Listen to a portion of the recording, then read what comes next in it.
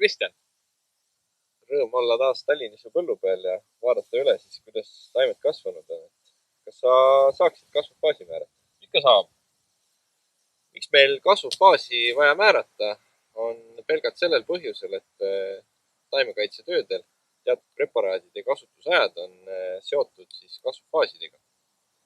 Ja mis näiteks võiks olla siis hetkel aktuaalne, on kindlasti teatud herbitsiididel saab kasutusaeg ümber kasvufaasiga 32.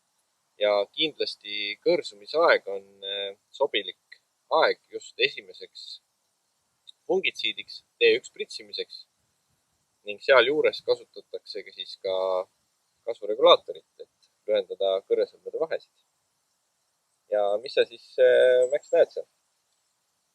Näen siis seda, et hetkel on siis tegemist kasvufaasiga 31,5, mis siis tähendab, et kohe-kohe on saabumas teise kõrresõlme faas. Esimese ja teise kõrresõlme vahe on siis hetkel 1,5 sentimeetrit. Kas igal pool siin põllu peal on sarnane kasvufaas või kuidas sa arvad? Aga lähme vaatame lähemalt. Max, nüüd oleme põldu vaadelnud põhjalikumalt mitmest kohast. Mis sa nüüd ütled kasvufaasist?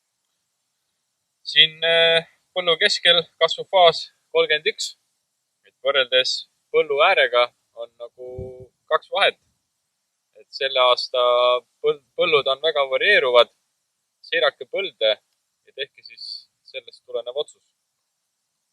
Jah, nagu Max ütles, et hästi kasvufaas võib olla ka ühe põllu lõikes väga erinev.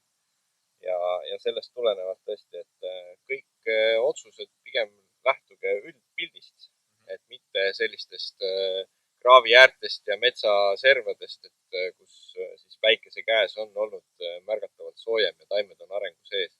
Aga üldpõllupilt võib olla päris palju tagapool. Head otsustamist!